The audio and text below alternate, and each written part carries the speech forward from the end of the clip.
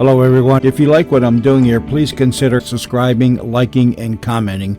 It would really help the channel out quite a bit. Thank you very much.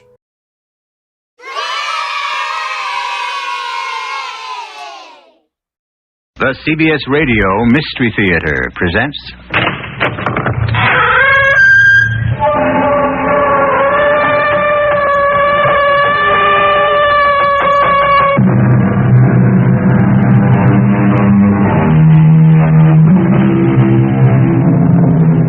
Come in.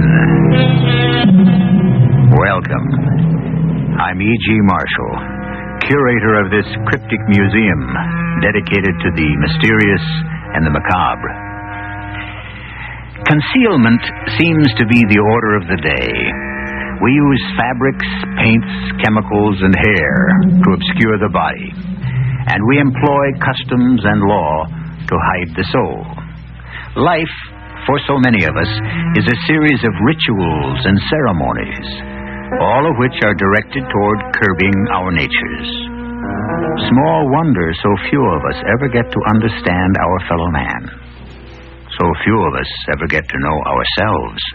You? Me? You, Stuart Haskins. You are a killer. Oh, no. Yes. I faint at the sight of blood. Oh, you are a murderer. The very sound of gunshot makes me violently ill. A cold-blooded, ruthless assassin. Ask anybody, they'll tell you. Nothing.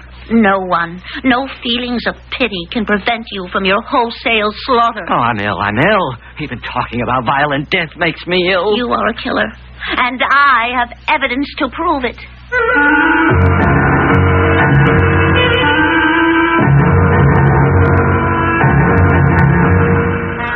Our mystery drama, The Public Avenger, was written especially for the Mystery Theater by Sam Dan and stars Arnold Stang and Marion Haley. It is sponsored in part by Sign-Off, the Sinus Medicines, and Buick Motor Division. I'll be back shortly with Act One.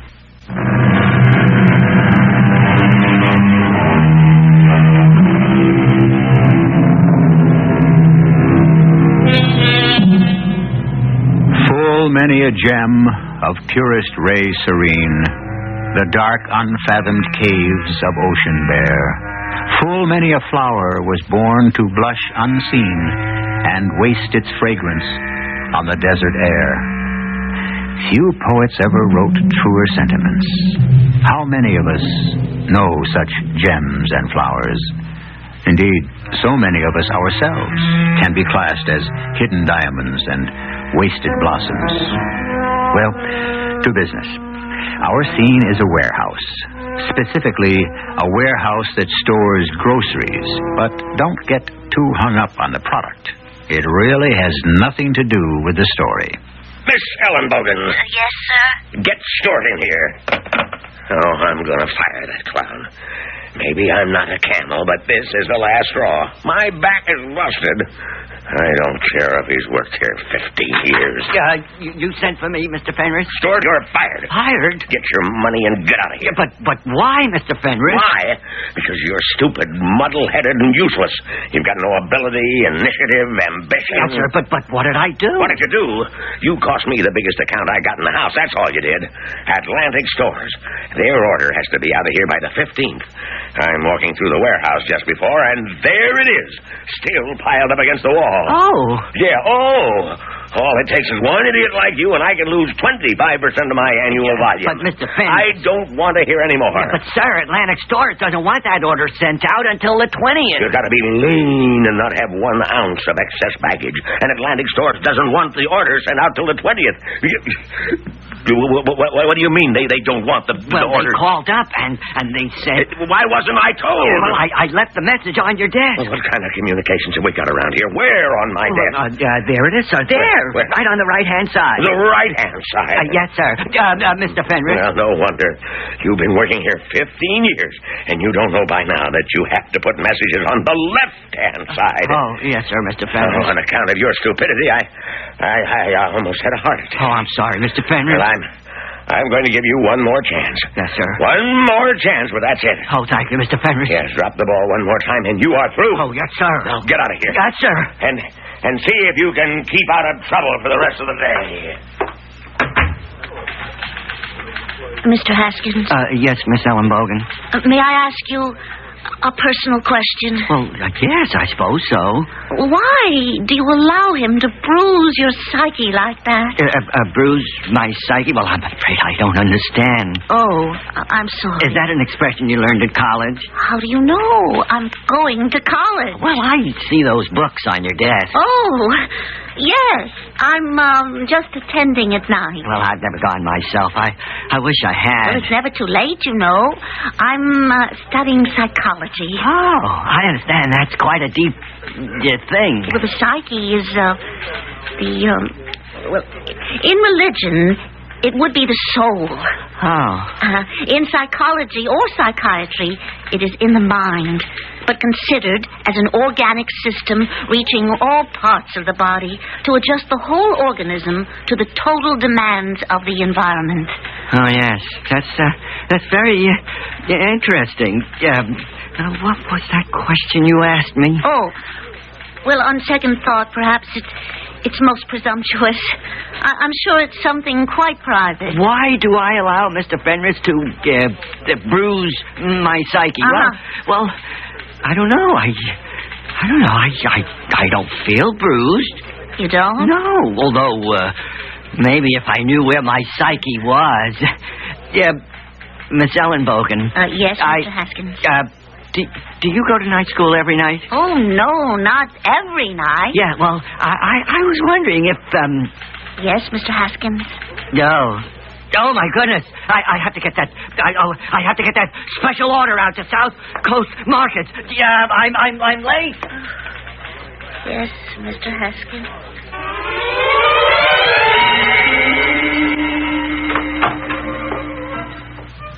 Good evening, Professor Temple. Yes? I'm Rose Ellenbogen. So, Miss Rose Ellenbogen, and you are here for... A conference, Professor Temple. Conference. We were to discuss my term paper. So? Yes, well, I was thinking of doing a study of a certain person. Yeah. He works in the place where I'm employed. Oh. And he displays an abnormal behavior pattern.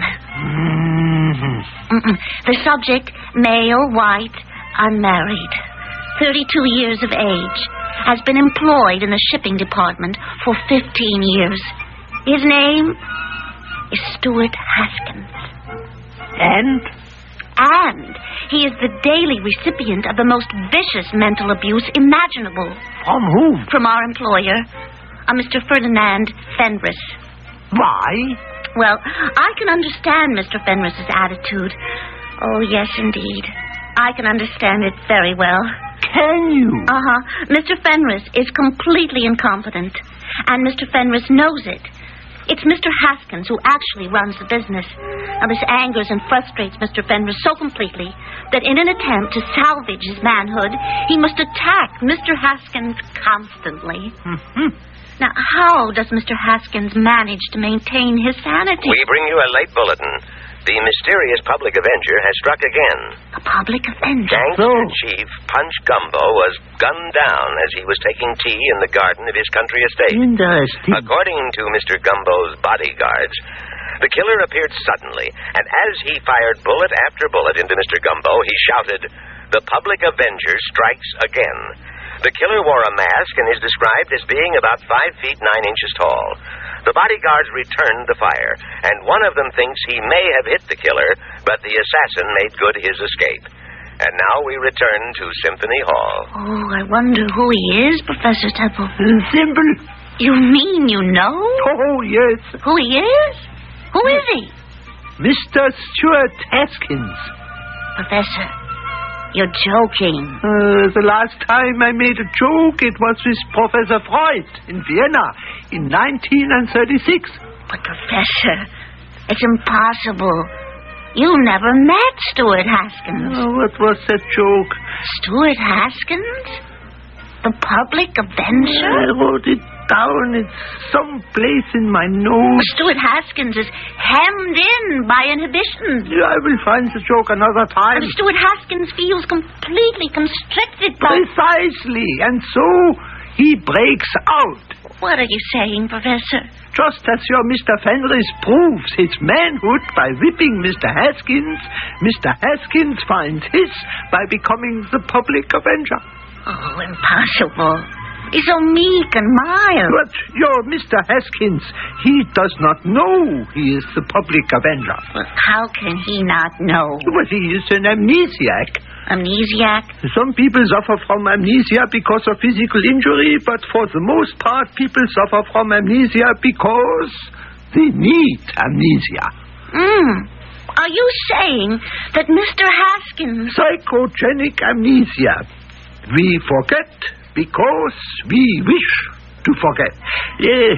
Now, what was that joke I told Dr. Freud? Stuart Haskins, the public avenger.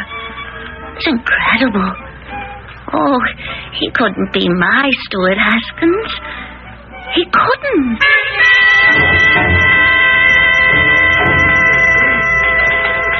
Good morning, Miss Ellen Bogan. Would you please put this letter on Mr. Fenris's desk for me? Certainly. Although I think he's looking for you. Oh? Yeah, he said if you came in from the warehouse, you're to go into his office. Oh, well, I really would rather not. Do you suppose you might not mention that I was around here? I won't. Stuart! Oh, gosh. You come right in here, Stuart. Yes, sir. Oh, excuse me, Miss Ellen Bogan. You wanted to see me, Mr. Fenris. Where's that invoice from Pleasant Valley Markets? Or did you lose it? Oh, no, I put it in your in-basket, sir. I thought that way it wouldn't get mislaid on either side of your desk. Oh, yeah. Well, Stuart. Huh? Where's your jacket? My jacket. I don't care how you look down in the warehouse, but up here we wear jackets. Now, how dare you come upstairs without a jacket? I have customers, clients, yes, sir. Important people coming in and out. I can't afford to have my employees running around looking like a bunch of bums. Oh, yes, sir, but you... And you knew the rules. Yes, sir. And you broke the rules. But, Mr. Fenris, let me explain. I had to get my jacket cleaned. You had to get your jacket cleaned? Yes, sir. In other words, you're having your jacket cleaned on company time. Well, sir, you see, Don't let it happen again. Oh, no, sir, I won't. I don't know why I'm so good to you. Yes, sir. Oh, I'm getting soft. Oh, thank you, sir. Are you still standing there? Now, don't you have work to do? Oh, yes, sir. Oh, was it very bad this morning? Was what very bad? Well, the way he spoke to you. Oh, that. Well, he doesn't mean anything by it. He doesn't? No, and besides, he doesn't know any better. Oh, tell me, did you read the news this morning? No, I never read the news or listen to it. You don't? No, not if I can help it. I find it too upsetting. Oh, you mean things that happen to other people upset you? Oh, yes, terribly. Have you heard of the Public Avenger? No, I don't believe I have. Who is the Public Avenger? Well, nobody knows. Oh. He seems to be a kind of one-man vigilante committee. He kills well-known hoodlums who seem to have eluded the legal process. Well, I can't say I approve. You don't? Oh, no. Violence of any kind. Just... Oh, could you imagine yourself as the Public Avenger? Me? Oh, never.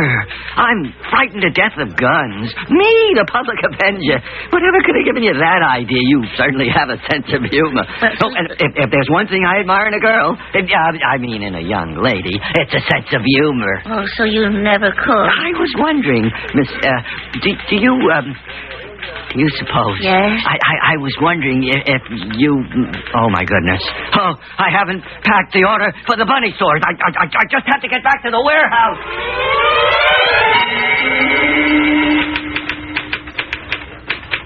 Yes, may I help you? I'm supposed to leave this jacket for Mr. Stuart Haskins at the reception desk. All right. And would you tell him it won't pay to fix the hole under the right arm? It will cost him a fortune to reweave it. Oh, that small hole? Yeah, that small hole. Why? Why? I'll tell you why. Because it's a bullet hole. A what? You hate me. It's a bullet hole. You heard him, too. How could a bullet hole get into Mr. Stuart Haskins' jacket? Don't ask me. I won't tell you. Actually, I may have already told you. They say still waters run deep, but in Stuart Haskins, we may be trying to navigate still water that has no bottom. I promise you things will flow fast and furiously when I return in just a few moments with Act 2.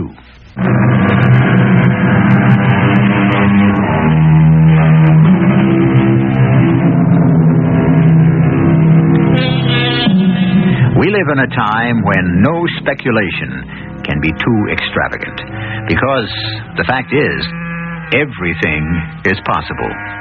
Practically all of the once considered far-out fantasies of Jules Verne have not only come to pass, but most of them have already been passed by.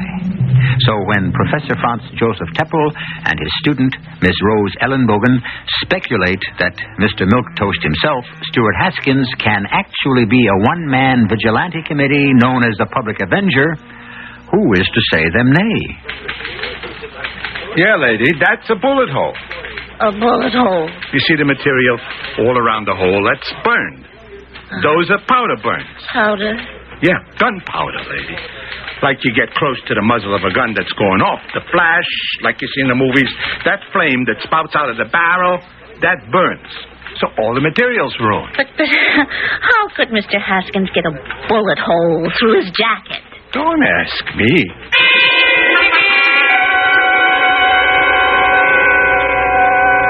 The man came with my jacket. Well, I'm so glad. Oh, thank you, Miss Ellenbogen. The man said to tell you that they couldn't fix the hole. The hole? The bullet hole. Because all the material around it burned. Oh, yes, I see. May I ask you how you got a bullet hole in your jacket? Oh, my goodness, I don't have the faintest idea. You don't? Oh, no. But how is that possible? I mean, certainly you should remember a thing like a bullet, I would think. I can't even imagine. Well, think. I mean, could you have been near any place where there was shooting, for example? Oh, no, I've never been near any place where there was shooting. Never? Oh, well, I was in the military service. Well, did you fire a gun in the service? Oh, well, yes, but I prefer not to think about that. Well, about this bullet hole, how can we account for it? Well, I'm afraid there's only one explanation. What's that? It's not a bullet hole. It isn't? But the man said. I know. And it does look burned. Well, you see, they may have been pressing it, and somebody carelessly burned this hole. And to cover up, they made up this little story about it. You insist, then, that this here is not a bullet hole? Well, I don't know of any way I could have received it in my coat. Well, what do you intend to do about it? To do about it? Well, nothing, I suppose. It's really a very old jacket, and I'm about ready to discard it anyhow, so why create a tempest in a teapot, as it were? Oh, you're positive that cannot be a bullet hole? No way at all. Oh, Miss Ellenbogen, are you going to school this evening? No. Oh, I was thinking that... Yes? Oh, my goodness. I haven't packed the Chippy Chipmunk canned peaches. Excuse me.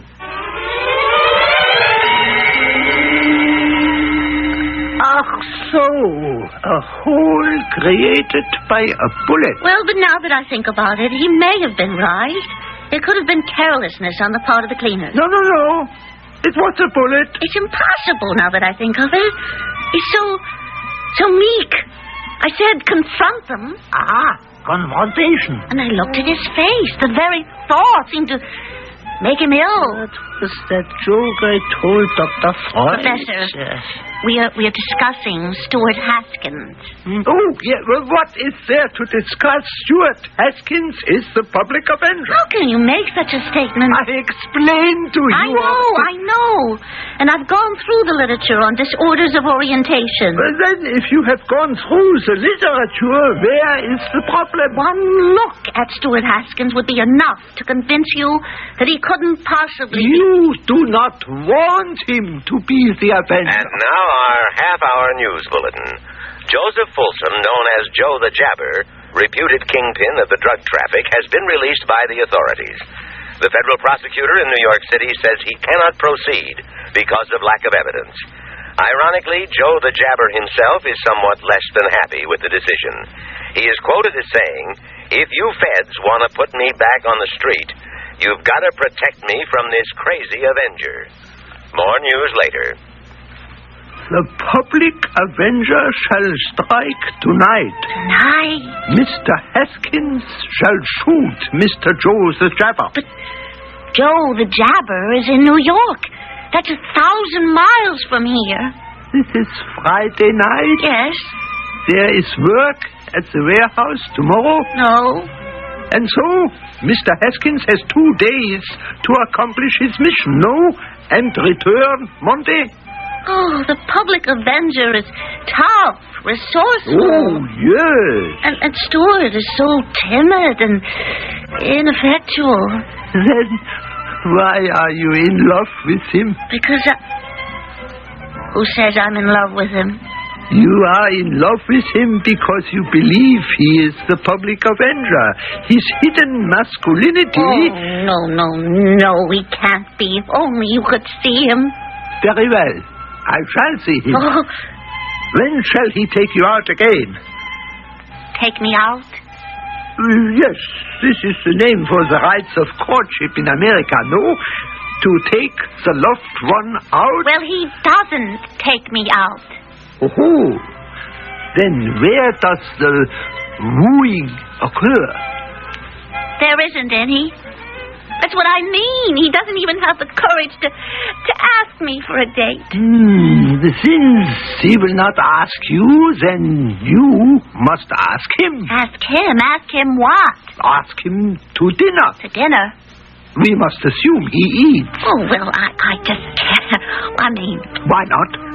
What can I tell him? Oh, say you are with a friend and we have a fine dinner here that we would like to share. Call him just like that? One lifts the telephone, dials the number, and science performs the rest. Well, all right. I mean, once you meet Stuart, you will admit he couldn't possibly be the public Avenger. That's interesting. What is interesting, Professor Teffer? How does it happen you know his number? But I don't know his number. Then how does it happen you can dial it without consulting the directory? Oh, I don't know. Have you wished to do this before?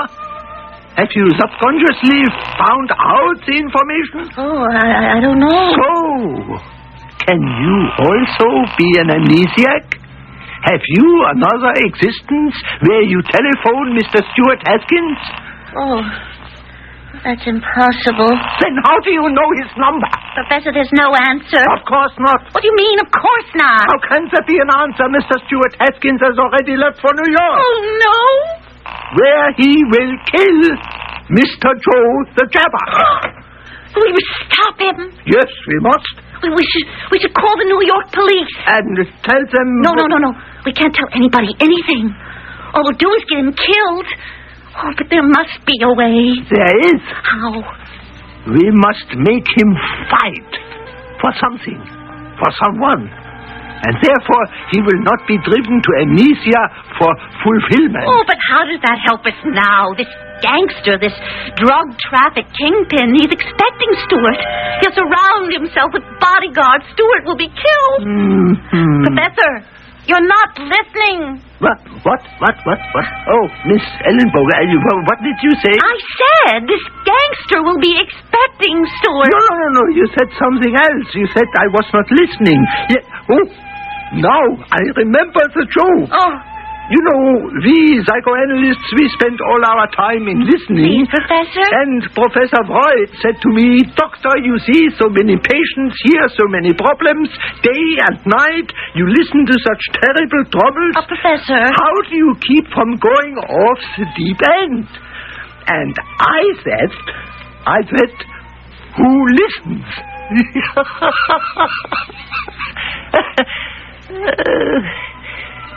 I must say, Dr. Freud did not think it was funny either.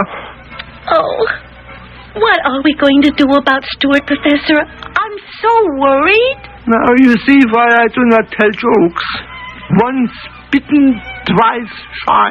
Well, you got me into this. I got you into... Well, if it weren't for you, I'd have never known Stuart was a public avenger. Oh, please. Please, Professor. Maybe there's a chance he isn't. My dear Miss Ellen Bogan, I have never been wrong. He is.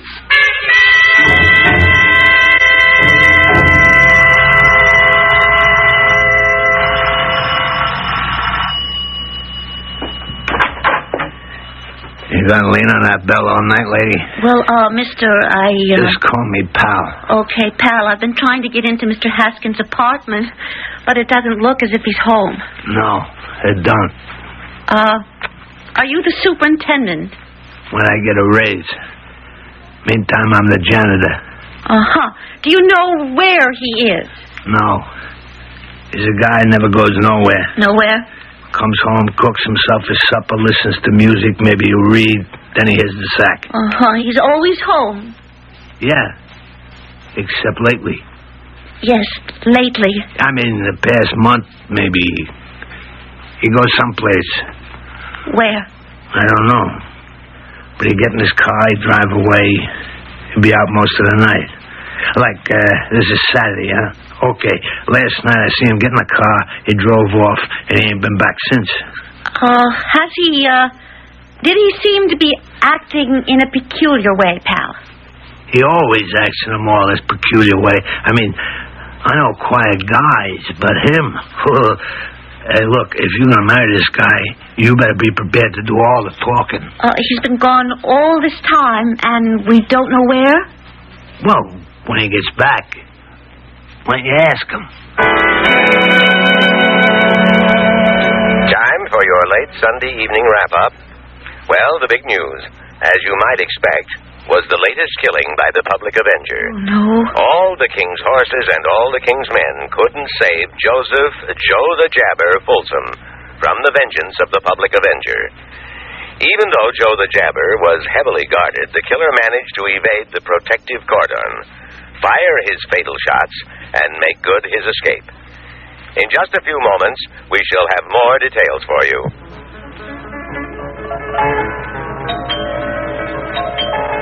Just a minute. Now, who could... Professor Temple. May I enter? Well, yes. You heard the news? Yes, and that is why I am here. Oh, do you know something? Something that should make you happy. I want you to know that your Stuart Haskins is not the public avenger.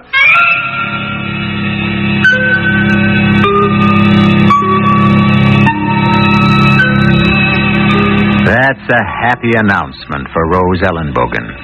But how does Professor Teppel know? Is he the public avenger? Well, somebody's a public avenger. Somebody's depopulating the underworld. Who? On this show, you never know. The third act, which is where the piper must be paid, will be brought to you in just a very few moments.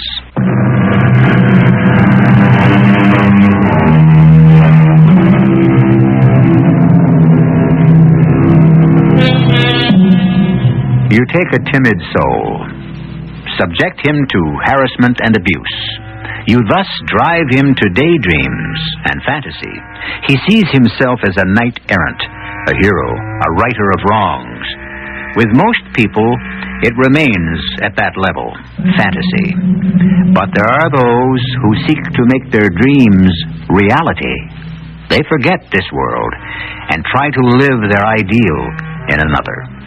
Of course, they don't remember doing it. This physical attempt is a form of amnesia, which is what we've been talking about all along. You say Stuart is not the public avenger? He is not. And can you ever forgive me? Forgive you? For what?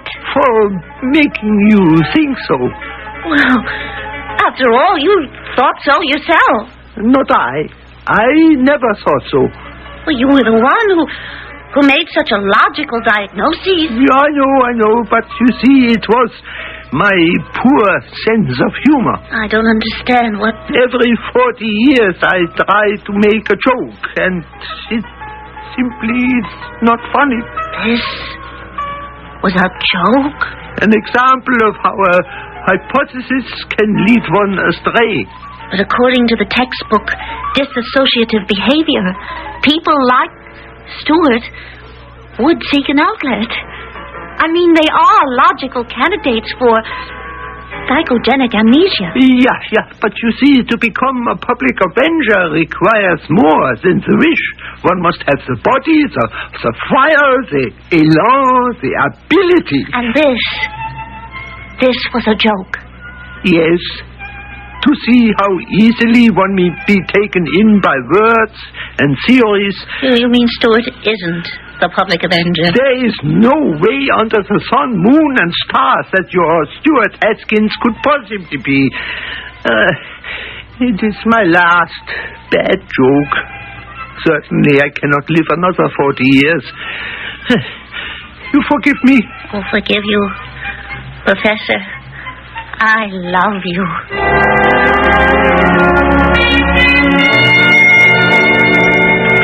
Good morning, Miss Ellen Bogan. Good morning, Mr. Haskins. Is Mr. Fenris in yet? No. Oh, that's good. I'm late. Well, I better get downstairs. Mr. Haskins. Do you have a cigarette? Do I have a cigarette? Oh, sure. Yeah, here. Oh, thank you. Yeah, I'll keep them. Oh, I couldn't. No, go ahead. I decided to give up smoking. Oh, since when? Since just now. Oh. Well, I have to be getting back to...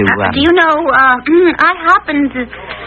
just happened to be in your neighborhood Saturday night. Oh, you were? Yes, I was visiting some friends just down the block, and on my way home I said, well, why don't I just stop and say hello to Mr. Haskins? Yeah, well, why didn't you? I did. You did? Yes. I rang your bell. Oh, but you couldn't have rung my bell. But I did. You didn't, because if you did, I would have heard you. How could you have heard me? You weren't home. Oh, yes, I was. I was home all weekend. Where would I have gone? But I did ring your bell. Are you sure you had the right address, 217 Lawrence, apartment 5? Oh, yes, and the superintendent came out, and he said, pal, his name was, you've gotten into your car Friday night and driven off someplace. I was home, Miss Ellen Bogan. Miss Ellen Bogan, is something wrong? What did you say? Oh, all of a sudden, it's as if you, as if something hit you. You're not sick, are you? Look, if Mr. Fenris comes in and asks for me, tell him I wasn't feeling well. Is there anything I can do for you? Just tell Mr. Fenris I'll be back in a while.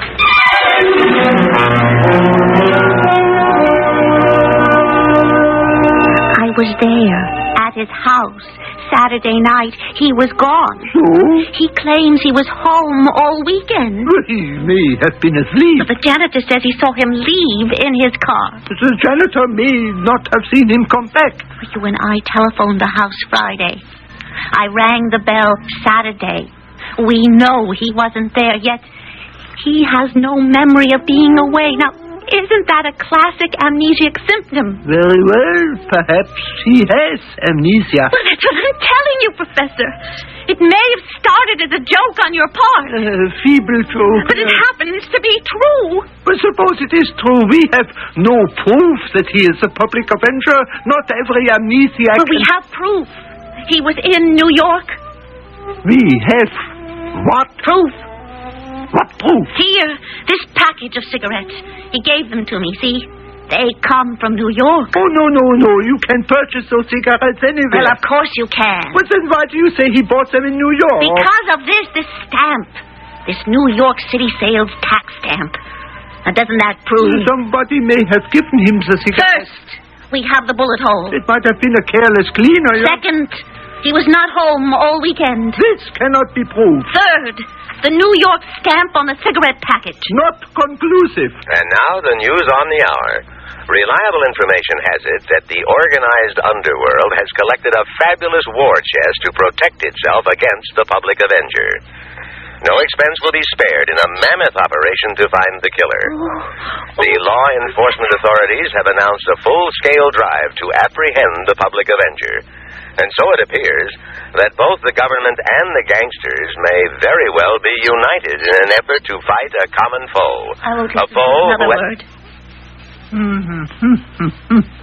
Interesting alliance. Oh, what am I going to do, Professor? We still have no absolute proof. Well, if he keeps on, they'll kill him.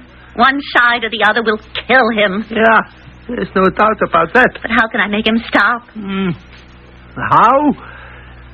Why does he have amnesia? Because his boss persecutes him. So.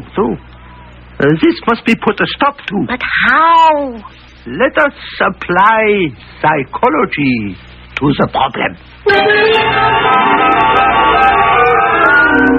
And we have special orders to send to, ask store. Yes, Mr. Fenris. Will that be all, sir? Yes, that's all. Oh, I dropped my book. Oh, that's a pretty heavy book, Miss Ellenbogen. Doesn't your arm get tired carrying it? Oh, no, sir. It's a psychology book. You see, it's really fascinating. Oh, yeah? Oh, yes.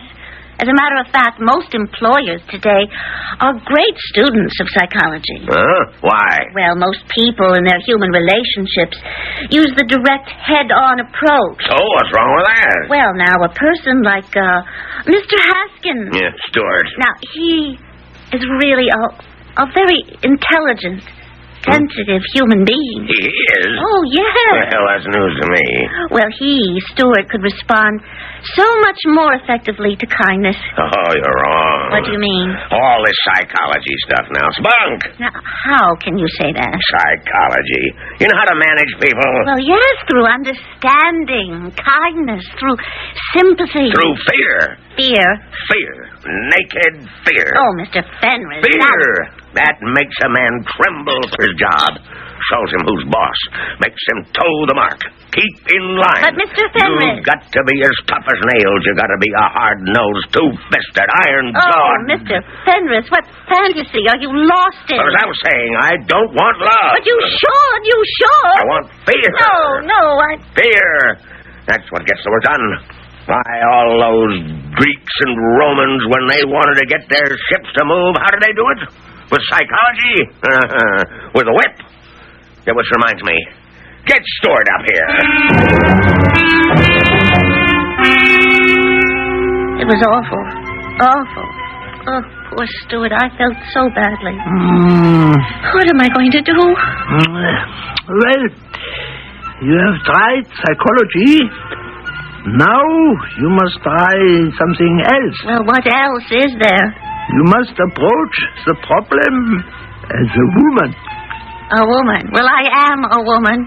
Then you must begin to behave like one. But I've been behaving like a woman. Nephew, like a desirable, seductive, enticing woman? Well, I'm not sure I know how. Then you must learn. Oh. We interrupt to bring you a news bulletin. Oh, no, not again. Ebenezer Twitchell, the mass murderer and leader of the macabre devil worshipper sect known as the Moonblood, has been released from prison on a technicality and is now free. No, I don't want to hear any more. Stuart is going to try... Oh, how can we stop him? Yeah, I told you. You must learn to be a seductive, enticing... Oh, I don't have time. Stuart will go there tonight. And this person is surrounded by an army of human fiends. That is difficult. Well, we have tried psychology.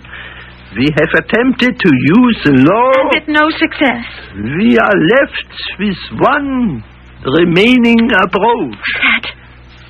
Sex. But how can I... My dear Miss Ellenbogen, forget psychology. Do what comes naturally.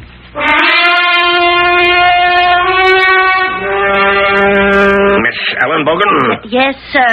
Get Stuart up here. What does he think he's pulled this time? Oh, boy. Am I going to put the fear of heaven into him? I'll get him on the intercom. Shipping room, Haskins speaking. Mr. Haskins, Mr. Fenris wants you. Oh, well, I'll be right there. Sex. Well, here goes. Mr. Fenris. Yes? Mr. Fenris. Well, what is it?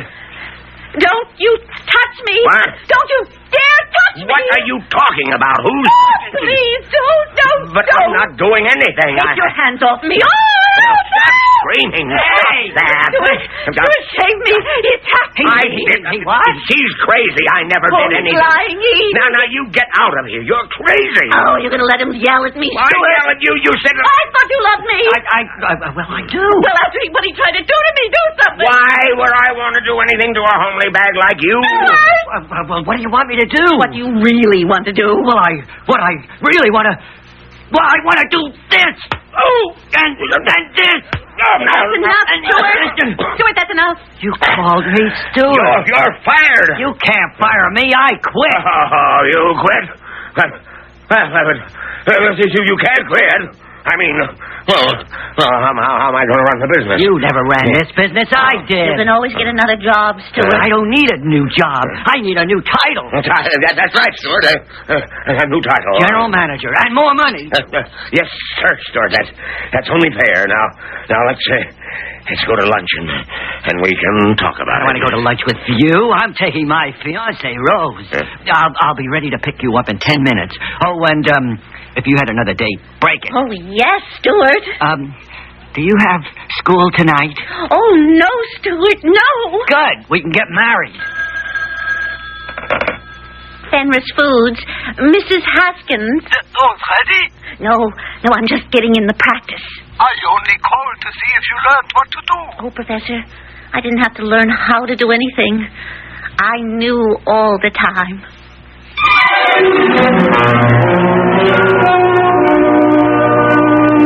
And so they were married. For reasons no one has yet discovered, the public avenger has disappeared from view. He has been unheard of since. So we can't say that Rose's gain has been society's loss. No, we can't say that. No vigilanteism, no matter how well-intentioned, is ever a gain for society. But I shall have a gain for you when I return in just a few moments.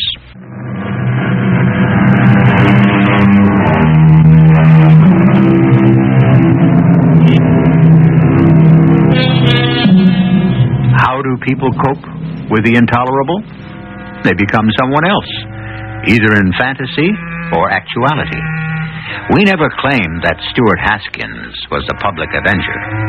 We only presented some psychological evidence. But the same evidence could point toward the frustrated Mr. Fenris, the repressed Miss Ellenbogen, or even poor Professor Teppel, whose psyche is ravaged because no one appreciates his sense of humor. Could it also point toward you? Our cast included Arnold Stang, Marion Haley, Robert Dryden, and Leon Janney. The entire production was under the direction of Hyman Brown.